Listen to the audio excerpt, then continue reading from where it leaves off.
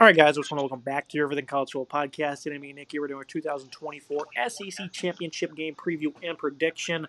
Texas and Georgia rematching down in Atlanta, Mercedes-Benz Stadium, 4 p.m. Eastern Time on ABC. Spread is currently a pick'em. 50.5 is the total. We'll get things started with this Texas offense. Ewers, despite having a high ankle sprain, played a pretty good game, I would say, against Texas A&M. He was able to make some good plays with his legs, threw the ball with some nice precision downfield with some nice accuracy. Did have an interception that was off a tipped helmet that was in the red zone, and a fumble also in the red zone. So ball security is going to be a big emphasis for him this week. It's been an up and down year for Quinn Ewers, though, Nick. This is a senior quarterback that was supposed to emerge as a Heisman favorite, and he just really hasn't seen that. Started off the year well.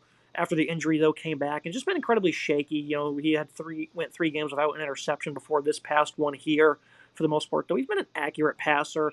They've been able to generate some nice big plays, but the pass game production hasn't been phenomenal. And they played Georgia the first time. They got absolutely annihilated. Obviously, the game plan was a little shaky, trying to attack downfield a whole lot. I think they need a more condensed, concise game plan in this one to attack this Georgia defense.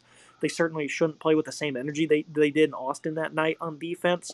But nonetheless, I think the game's going to be in their heads a little bit, Nick, and the game plan will be different, but Ewers will need to be accurate, calm, cool, and collected. And we haven't always seen that at times this year. Quinn Ewers has really been hit or miss at times this year. You really thought he could be that star quarterback, and I thought he was going to win the Heisman this year. I really thought he was going to elevate himself to be the number one quarterback in college football, and certainly the injuries have played a part in that, and I can get that. And that makes a lot of sense to me, but he's still having a good season, right? 68% comp rate, roughly, over 2,000 yards passing, 23 plus touchdowns on the season, has the 7 interceptions, although the one this past evening against Texas A&M was not his fault. He was good in that game. He made plays when he had to on that hobbled ankle. Something I think is interesting that we may see in this Georgia game was that Arch Manning went out there quite a few times against Texas A&M. That is, they seem to bring him in, move him around a little bit, get him in there to do some running plays here and there, add a bit of a two-quarterback system, not a full sprint two-quarterback system, but only using Arch every once in a while, which still throws the defense off. Maybe that's something that Steve Sarkisian will put into his play calling and plans for this conference title game. I think that could really be beneficial for Texas to get both quarterbacks involved. Arch Manning is an incredibly talented quarterback that is a little bit more mobile. We saw him have a huge run at one point in this game against Texas A&M. Something to keep an eye on as the week develops. And now you look at some of the weapons he brings to the table. Tight end Gunnar Helm, he's the leading pass catcher for this team. Had another 6 receptions for 56 yards against the Aggies. Matthew Golden's, the red zone target. He's a big play weapon for them as well. Had a 44-yard reception. Isaiah Bond, they weren't able to get much involved. I think he's also battling a bit of an injury as well, but he's going to be a nice possession pass catcher. Ryan Wingo, an explosive true freshman. DeAndre Moore has had some problems with drops this year. This is a good receiving group overall for Texas, but the inconsistencies all around have been kind of alarming, Nick. They should certainly be able to provide more than they did in the first matchup against Georgia. Sneaking Helm out has been a big focal point of this offense, a very underrated part at that. He's going to have to play a crucial game this time around. They're going to need a competitive effort from everybody. And Helm, he was the only guy that really stood out with 6 grabs for 62 yards back in October's matchup. What do you think this passing game is going to be able to accomplish? Because, like you said, it's been hit or miss overall. And even tonight, they only had 17 receptions to a couple different guys, and they didn't get help from everybody against a tough defense. Helm has been really good for this team, about 600 yards receiving for him, at least 5 touchdowns. Solid numbers there from him. He's a good traditional tight end. They rely on him a lot. Isaiah Bond, he's got to be fully healthy here. They need a lot out of him. Same thing with Matthew Golden. Both of these players have 500-plus yards receiving on this season. At least 5 touchdowns for both players as well. Got to get them involved. Ryan Wingo, Jaden Blue need to be involved as well. Silas Bolden, need to see him get a little bit more involved. DeAndre Moore Jr., he's got 5-plus touchdowns. He needs to get some more receptions as well. This is a unit that has to be on their game here. They have to play well here. These wide receivers have to step out and certainly help out their quarterback. Bond, Wingo, some of these other pieces have been a little disappointing as of late. Got to have a big game in the conference title game here. Now you look at the Longhorns rushing attack, exploded for 240. Hard-fought yards, didn't have too many explosive runs. Ewers and Manning were able to provide a couple of nice ones, and then Wisner was really just, wearing them down, with his 186 on 33 carries. And it's been a complimentary attack all year long versus tough defenses. They looked good against Michigan early on in the year. Against Oklahoma, they finally got things going. Against Kentucky's good front, Florida, they were able to have success running the ball in those games. Not so much early on, but as time goes on, they do. The one outlier here, Nick, the only time they were held to under 130 yards this year was against Georgia. 29 yards on 27 attempts, a couple of sacks in there to pull that a little bit down, but they got annihilated at the line of scrimmage. They were not able to run the ball. Kelvin Banks, at left tackle, he left tonight's game against A&M with an injury in a walking boot, so obviously he's going to be probably a game-time decision at that. We'll go to the offensive line in a minute, but this running game has to be better. Nick Weisner was the featured back tonight. Him and Jaden Blue are typically a 1-2 punch, and then Jarrett Gibson will get involved from time to time. If they can't run the ball, they need to find ways to supplement it with screens and whatnot, quick passing game. Do you think that they're going to be able to run the ball better, or they're going to have to do better from a play calling standpoint in the pass game to get rid of that? 29 yards rushing at home against Georgia is a gross number if you're a Texas fan, and I'm sure that's going to be keeping you up all night, every single night for this next coming weeks, as you're really worried about what's going to be happening here, because I don't blame you, right? That's certainly concerning when you look at that. That's a really tough thing to see. 29 yards is just not going to get the job done. They were solid today against Texas A&M on the run. Trey Wisener was the guy that stepped up there. He had a bunch of big runs that really bailed this team out. 600-plus yards for him on the season, 5 yards for carry. Jaden Blue's been really solid in the red zone, 550-plus for him on the season, while Jarrett Gibson has been a really solid back at times as well. They got to be strong on the run here. The offensive line, we'll talk about in a second. Obviously, Kelvin Banks, his injury status is certainly something you have to keep an eye on, something certainly concerning if you're a Texas fan. This offensive line has to be strong, and this rushing attack has to be good here. We're going to highlight the offensive line here in a second here. Yeah, we'll talk about Trevor Gooseby at left tackle, 6'7", 315. He filled in relief, and I thought he was great. He played a couple snaps against Florida as well. Overall, still a very young guy. I think they were hoping to try and, redshirt this year. If I think he's eligible for that because he only played in 4 games up until this point, being forced into action, though. How we do against Georgia, probably not better than Banks would do, but he certainly doesn't seem to be a wing click by any means. Hayden Connor's been a phenomenal left guard. I love Jake Majors at center. He's a great leader there. DJ Campbell has been phenomenal at right guard and right tackle. Cameron Williams as well. They looked very good, Nick, against Texas A&M. And I know Theron York was able to fire downhill a good bit and create some negative plays. Cassius Howard, a few good ones as well. But, the 2 Shamars they held in check. Nick Scorton was absent the entire game. This O-line is still the best in the country, even if Banks is on the sideline, which we've seen very rarely in the game against Georgia. They're looking to put that behind them because pass protection wasn't horrendous, but they were terrible when it comes to that aforementioned run blocking. So how do you think they'll perform in this game? Because I think they're nation's best offensive line. I think they'll look good. Nation's top offensive line, Banks, one of the best players in the country. The offensive line, a guy that you're going to see certainly be involved in high-level draft talk, maybe even being the first number 1 pick in this draft, depending on who is picking first overall this year. Banks is a really talented player. Got to keep an eye on his injury status. So Gooseby had a solid game in relief. I think he could be a really solid, reliable left tackle if necessary, especially after a week of practice. Hayden Connor is really solid. Jake Majors is a great leader at center. DJ Campbell is solid. Cameron Williams is good as well. This is a great offensive line. They got to be strong here. They got to be better than they were against Georgia. They got dominated in that Georgia game. Georgia had a really good day in the trenches. Got to be good here. Got to be physical. Got to make sure you create opportunities for your running backs to really have a good day. Run the ball over and over again. I think that's going to be a big key success. Is can Texas run the ball on offense? If they can do that, they can certainly win this game against Georgia. Now we move to the Bulldog offense, coming off a thrilling 8 overtime victory over Georgia Tech in a game they struggled in, down 17-0 at halftime. Carson Beck had to lead them back in that contest. Seems like he's really putting some of the struggles behind him the last 3 weeks, looking at 11 passing touchdowns, no interceptions. That includes that game against GT, and then a great UT defense where he played great in that contest. He went through a stretch in the middle of the year, including the Texas game, where he was just throwing interceptions left and right. Has 3 games this year, 3+ picks, or exactly 3 picks, that is. The first game against Texas, he didn't play very good, and the defense was so darn good, Nick, that he didn't have to really do much. And he just didn't have a good game. And this is a quarterback that obviously can play at a very high level. The offensive line's playing better, which is allowing him to rip the ball downfield with nice accuracy and precision. I don't think he'll be rattled in a game like this. I know he was kind of quiet in last year's SEC title game. The loss really wasn't much of his fault, though, I didn't think. In a game like this, he's going to be the focal point because they really can't run the ball too much. Has 12 interceptions. I think that's put behind him. I think it'll be more of a mistake-free game. Playing a tough defense, though, Nick, he's have to do it all by himself, and I think that might lead to him making some more mistakes. And the receiving group doesn't always help him out either with dropped passes and whatnot. So what do you think is going to happen here with Beck? Because this is really the hardest team to talk about because they're so unpredictable. Because one week it's this, the next week it's that. I think Beck overall will have a good game.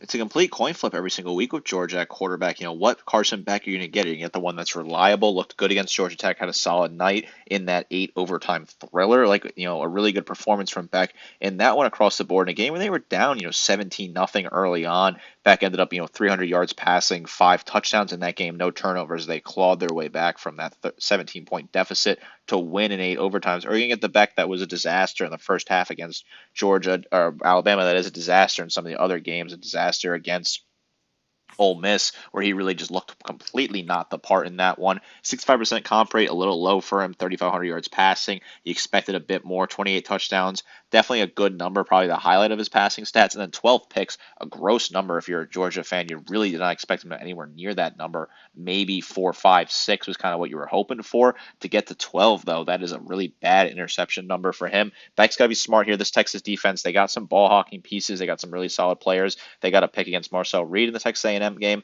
They can certainly make you pay. He has to be smart, cannot make any mistakes against the Texas defense. Beck has to be playing his best game of the year, certainly in my opinion. Now you look at the receiving group, I think has a nice trio of versatile weapons, and Dominic Lovett, who really hasn't been that effective in his Georgia career, but he's been a nice solid weapon for them as a team high 6 touchdowns.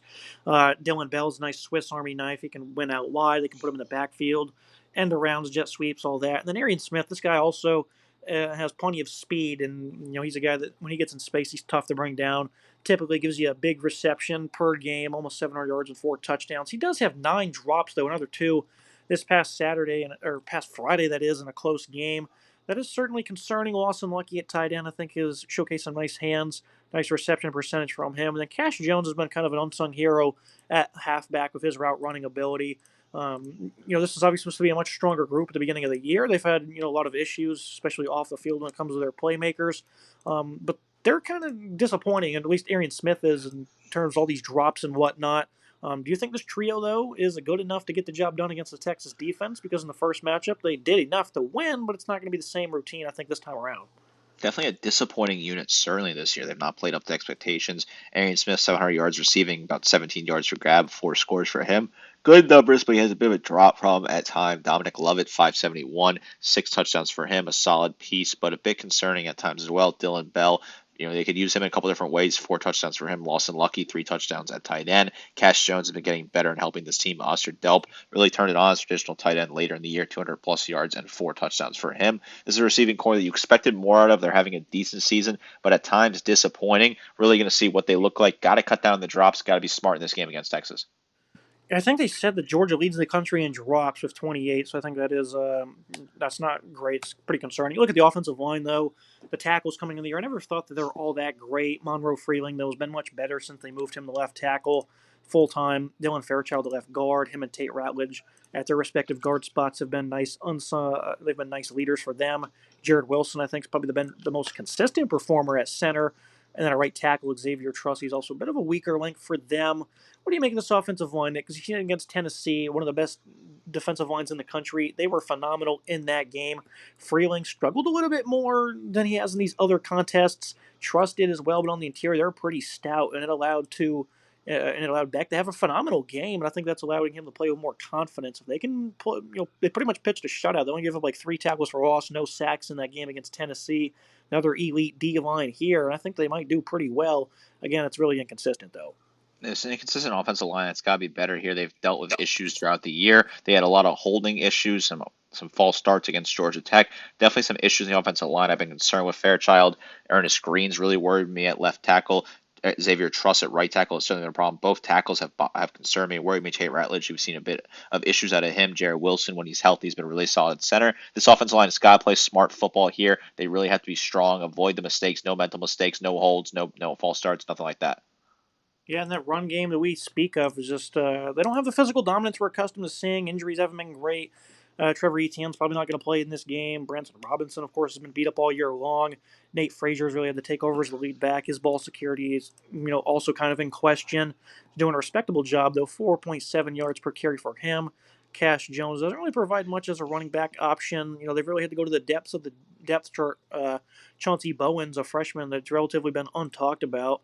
He's had to get some carries. Didn't play against Georgia Tech, but maybe he'll play in this game. Running back is a big issue for Georgia, Nick. 128 yards rushing per game. they've just not provided much. They only have one game of 200-plus yards this year. That was against UMass, so that's pretty much a scratch. They're not going to do it here. This is an offensive, unit that's not really running the ball like they used to. It's not a typical Georgia rushing attack. It's been certainly disappointing in that regard. Nate Frazier's been solid for this team, but not having an incredible season. About 600 yards rushing, 8 touchdowns for him. ETN disappointing in his season, transferring over from Florida. When you look at it, other pieces, Branson Robinson's banged up. Bowers has been stepping up different pieces here and there. This offensive group, this rushing attack, is just not what you expect out of it from Georgia, and it's certainly impacting their offense, in my opinion. Now we move to a Texas defense that's been really flawless this year. Certainly haven't played the toughest of opponents, but I still think a legit unit when you see one. And against the run, they've been great. Have not given up much at all. The most rushing yards they've really given up in games were in games that were already put away. In close contests, they give up absolutely nothing. Only 108 in the first matchup against Georgia. Against Texas A&M, only 102. A good bulk of that was from the QB run whenever Marcel Reed was able to evade pressure, which was wasn't very often. This is a team that's incredibly deep up front. You look at a D line that's led by Baron Sorrell and Alfred Collins. You also have phenomenal pass rushers in Trey Moore and Colin Simmons. Vernon Broughton had an elite effort against the Aggies, put on a clinic in that one. Jermaine Lowell plays a lot. Bill Norton and Ethan Burke also had big stops against the Aggies. I mean, this is a team that's 8 deep up front, Nick, and against this offensive line that's had their issues this year. It's really going to have to take another heroic effort from the interior for Georgia to really hold these guys in check for 4 quarters. This is certainly a defensive line that's a really physical unit. It's got some good pieces. We saw them have a dominant night against Texas A&M, particularly Ethan Burke, who had one of his better nights this season, 14-plus tackles for him, 4-plus tackles for loss, and at least 1 sack for him. He had a really good night there. I think he's a big physical piece. They got Sorrell, who's a really solid player, 32-plus tackles for him, 9-plus tackles for loss, 4.5-plus sacks for him. Colin Simmons has been a really good player, a home wrecker, 30-plus tackles for him, 12-plus tackles for loss, 7-plus sacks, good numbers there. Trey Moore, Vernon Broughton, and Jeremy Lowell have all been solid for this team as well. They have to be strong here. They're going to have to, attack the weak points in this Georgia offensive line. The tackles have been weak. Attack them on the exterior, trying to pressure in there, really see what you can do. Put a lot of pressure on Beck to force him to make mistakes. I think that's certainly a matchup potential advantage for Texas here. Anthony Hill, of course, at linebacker, is a phenomenal performer. He's great in every regard. One thing he won't have to do in this game is spy for the quarterback run, which makes him more available in coverage and able to play the run against these backs a little bit more. Leona Lafau, he's been a solid linebacker. David Gabendo. We talk about Texas a good often, Nick, and we talk about these linebackers have really improved. The other two aren't as good as Hill, of course, but they're respectable performers, and they've not been bad at all. Mo Blackwell, he isn't all that great. Probably won't see the field in this game. What do you think of these linebackers here? Because the challenge isn't going to be all that tough against this rushing attack that's pretty much non-existent. This is a linebacking unit that I like. They talked about it a lot in the past couple of weeks. This is one of the best units in the country. I really think this is a good linebacking core. Anthony Hill has been really solid for this team. 80-plus tackles from 15-plus tackles for loss, 7.5-plus sacks, 4 forced fumbles as well. He's a do-it-all linebacker, really good leader for this team. David Gabenda, 50-plus tackles for him. He's a really solid piece as well. And then Lafayette is a really good rotational piece with 40-plus tackles, a guy that can really add a lot to your linebacking core. I like this unit a lot. I love this linebacking core. I think this is a really good unit led by some solid pieces. They have to have a strong day here. They won't get tested that much against the run. Certainly can help them be involved in coverage. That could really be a big benefit for this Texas team. The run game doesn't allow too many big plays. Neither is the secondary. You look at 2 great corners in Jedi Barron, who's a finalist for the Thorpe Award. Malik Muhammad has really grown in his second year. Gavin Holmes will occasionally get on the field. Not all that great. Jalen Gilbew, a phenomenal slot player. In terms of tackling, coverage is a little bit shaky. At the safety spot, Michael Taffy had a great game against A&M. The football IQ is something they praise on him. He had a nice interception as well. He's been, pretty much untouchable in coverage. Same goes through Andrew McCumba. I know these guys haven't faced the greatest of quarterbacks throughout the year, but the scheming is undeniable, and the playmaking isn't either. And they already had 3 picks on Beck the first time. They're going to be challenged in this game, though, because he's going to play at a better rate. These wide receivers will make it a competitive matchup. But in terms of sparking big plays, it'll be hard to do, Nick. Arian Smith, he's a guy who can occasionally get lost downfield of his speed, but it's probably not going to happen here against the Horns. I do like what the secondary can do. I think Gillibo has been really solid for this team. 45 plus tackles for him, 3 plus pass breakups, really good in coverage. Jedi Barron, 8 plus pass breakups. He's been really good coverage. That's at least 4 picks for him, 40 plus tackles. Michael Tiafi has been solid as well. 55 tackles for at least tackles for him, 5 plus pass breakups. Macumba's been really good since coming over from Clemson, a solid transfer. 4 plus pass breakups for him, 4 interceptions for him, 40 tackles for him this season. Jalen McDonald has been solid as well. I like the secondary. They're going to be tested at times. They got to be strong, got to be confident here. I like what this unit can do, though. I think this is a matchup potential advantage for Texas. I move to the Georgia defense. You start with a run defense that we've said it throughout the year. They just haven't been that good, and now you're really starting to see it be kind of come full circle where they're even worse than not very good. Gave up 200 plus yards of the UMass. I mean, that's not great. Maybe a bit of a fluke, right? They turned around against Georgia Tech, gave up 260 and 3 touchdowns, season highs for them. And we've just seen this all year long where they can not be all that great in terms of defending the downhill running ability. Dylan Sampson had a 100-yard game for Tennessee. I mean, they held them in check for the most part, and that was a competitive matchup. But these last 2 weeks have not been good, Nick, and they weren't very good leading into the first matchup, and they completely put on an onslaught. So you don't really, again, know what you're going to get. Tyron Ingram Dawkins is good. Nazir Stackhouse, Christian Miller, Warren Brinson, very good players for them on the interior. Michael Williams had a major game in the first matchup. Chaz Chambliss has been a much improved player this year, especially against the run. He's been making some big plays for them. What kind of standing is this defensive group in up front against the run, Nick? Because they're, for the most part, not very good, but at times they can just light it up. What's the expectation for you in this one? Yeah, it's been weird for this run defense. They're not typical Georgia run defense. They got to be strong here against Texas. That's shown success running the ball. Nazir Stackhouse, 24 total tackles for him, plus a tackle for loss. He's been solid at times. Christian Miller is a really solid player, 22 total tackles for him. I like the numbers that I've seen out of him at times. 4 sacks for him. Warren Brinson, 20 total tackles, 4 sacks for him as well. Michael Williams, 17 total tackles, 7 tackles for loss, 3 sacks for him. Tyrone Ingram Dawkins, 17 total tackles, 8 tackles for loss, 3 sacks. And then Chaz Chambliss, shout out for him on the offense. They use him as a fullback in goal line situations. They throw him in there. You can see him line up occasionally as sort of a blocking fullback. Kind of fun for that. Give him a shout out there, certainly. I think it's cool that they use him in that regard. He's a really good jack of all trades kind of player. I like what he can do for this team. 35 total tackles, 8 tackles for loss, 5.5 sacks for the player that's very versatile for this defense. In the middle of this Georgia defense. Every time we talk about them, I talk about how good they are at linebacker, and I think it's probably the best group in the country. C.J. Allen's having a great year as a run defender. He's a liability in coverage, though. Raylan Wilson's having an underrated season.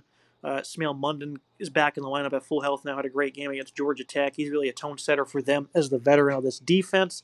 And then Jalen Walker, I love his abilities as a versatile player. A pass rusher. A spy with his speed. Great linebacking group here, Nick. You've seen it in the first matchup. Their ability to, bail out of pressure, show certain disguises, certain stunts as well. The energy they played with in that first matchup is undeniable. It's going to be hard to repeat that, and I said that after that game. I was like, I don't know if they're going to do that again the rest of the year. But if these guys are fired up in the middle, they are tough to crack because they are so good at this position. One of the nation's best linebacking core, if not the nation's best linebacking core. C.J. Allen leads the team in tackles, 65 total tackles, 3 tackles for loss, a pick, 3 pass breakups.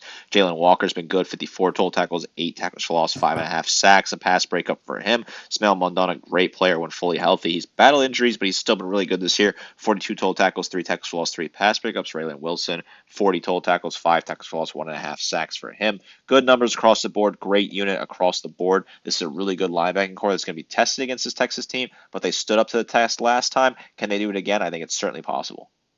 They moved to a secondary for the most part has relatively been better than the run defense. This is a group I think is certainly shaky at times. These corners have been average. Dalen Everett, Julian Humphrey, Daniel Harris. These guys haven't really grown up too much, and they're starting to have tough matchups against Texas. Malachi Starks, in his safety slot position, phenomenal run defender, great tackler. He's a ball hawk in coverage. He's going to have to make a big impact in this game. Jonel Aguero isn't as great. Dan Jackson made some big-time plays against Georgia Tech. He's been pretty sound in coverage this year, but typically isn't the greatest wrap-up run defender. And then you look at, K.J. Bolden occasionally getting on the field. He's certainly brings a lot of heat to the table in his regards as a run defender, and he's been great in coverage this year as well. Nice playmaker whenever he's on the field. What do you think of this secondary, Nick? Because you're going up against a team that is up and down when it comes to passing. The ceiling doesn't seem to be incredibly high, but it wasn't a good game against Georgia Tech. 300-plus yards allowed. Really, having to hold up in coverage because their pass rush couldn't get home. King was able to make plays in the middle of the field and on the run, and I think that's something that Texas can certainly do in their own right. Hayes King had a great day running the ball as a quarterback, had a great day passing as well, and certainly tested the secondary in both his running and passing ability. Malachi Starks has been good for this team. 65 total tackles, 4 tackles for loss, 3 pass breakups, a pick. Dan Jackson, 56 total tackles, 2 tackles for loss, 2 picks, 3 pass breakups. Dylan Everett's been solid, 50 total tackles for him. Same thing for KJ Bolden. They each got a pick as well. They've been solid so far this season. Aguero has been solid at times, 22 total tackles. Daniel Harris, 17 total tackles, and Julian Humphrey, 4 pass breakups, 10 tackles, a really good DB and coverage. They got to be strong here. This is a Texas unit that's really solid, that's going to attack you. Maybe you'll see Arch Manning. They'll try to run the ball. Maybe they'll try to do a 2 quarterback system to throw off this secondary that's had some issues against the run at points this year. Maybe that's something in the cards for Texas in this game. Certainly something you got to keep an eye on if you're a Georgia fan. This is a tough test for this secondary. They were very disappointed in the first matchup in terms of defending the downfield passing game. It's going to be a different approach by Texas, and I think it's going to be a different approach by Georgia as well, so a bit of a chess match on that side of the ball. Going to the tail of the tape, the team comparisons. I'll go with QB, 2 guys that really could have elevated themselves into the top pick of the draft, who relatively just had average seasons, but they're also still great leaders as well. I mean, the tail of the tape on those 2 QBs alone is very similar. Texas gets the next couple of nods, running back, receiver, offensive line, and then the D line as well, while Georgia will take the edge at the secondary and the linebacking group, even though maybe there's a concession for the secondary. I think this is an interesting tail of tape. I would give quarterback to Texas and Quinn Ewers. I think he's a better quarterback than Beck right now. And the secondary, I think I'm going to give it to Texas as well. I just think that secondary's been playing better right now and holds up, although the Georgia secondary is still a really talented unit. The rest of these make a lot of sense to me, and I like what you've been able to do with this tail of tape comparisons. The final thoughts on the prediction keys to the game. For Georgia, back to play at a consistent level. The run defense bounce back. And then for Texas, don't get gashed in the trenches like they did last time. Limit big plays in space. And they got annihilated up front last time on both sides of the ball. I don't think it's going to happen again here. Again, I don't think Georgia's going to be able to find that same energy. This is just an incredibly difficult game to predict. 'Cause, yeah, we already saw it one time, but Georgia hasn't played like that in any other game all year. I'll stick with the Horns to win this one 28-24 in a lower scoring affair. But we just do not know what version of Georgia is going to show up on a weekly basis. Toughest team to predict in a long time, Nick. It used to be easier with the Bulldogs, but Kirby's really made it tough this season. Are they in line for an automatic bid, or they're going to have to settle for a potential game in Athens with a loss here in this title game? It's a really interesting appearance for Georgia in the conference title game. They have played in 11 different SEC, 12 different SEC title games if you count this appearance now. They have the most SEC title game losses of any team with 7, but all 7 of those losses come against 2 teams, LSU and Alabama. Makes a lot of sense when you think about it. Obviously, they've not played Texas. They do have 4 SEC title wins, which is a solid number. That is the 3rd most, or 4th most, that is, out of any team in the conference. But, they've struggled in the SEC title game in recent years. They struggled. They lost in 2023. They lost in 2021 as well, too. They have a couple losses here and there. They lost in 2011, 2012, 2018, and 19. So they've struggled in the conference title game. They do have a great fan support. Obviously, being in Atlanta, not that far from Athens, you expect Georgia fans to travel well for this game. Texas fans, though, they're going to travel well as well. They have a really good fan base that does show up to games, and they're fired up to try and win back-to-back conference titles, first in the Big 12, then the SEC, and cement themselves for that auto bye and get that huge necessary bye here. I think Georgia can certainly make this game competitive, and they certainly show they beat us. They beat Texas on the road, but I like Texas to get the rematch here. I think it's tough to beat the same team twice in a season, and I think this is a big opportunity for Texas to go out and prove that they're one of the top teams in the country. Go out there, win this game, get the job done, defeat Georgia, stamp their spot in the playoff. Georgia still gets in even with the loss. I don't think you punish a team that's lost in the conference title game. If they had lost to Georgia Tech, obviously that would be a different story, but they won that game. I think they still get in if they lose here. It'll be a close game come down to the wire, but I'll take the Horns this one. I expect Quinn Ewers to have a good day, and I think they will use a 2 quarterback system, kind of throw Georgia off a little bit, get Arch Manning involved in short distances, maybe like 3rd and 3 run opportunities for Manning, a guy that's really talented in my opinion that they could really utilize in that situation. I like them to have a solid day running. They're going to be strong in the trenches, I think, which will ultimately push them over the edge in this one. Give me the Horns in this one to win their first SEC conference title in their first season in the conference. That's me for today's episode. Make sure you guys like, comment, subscribe. See you next time.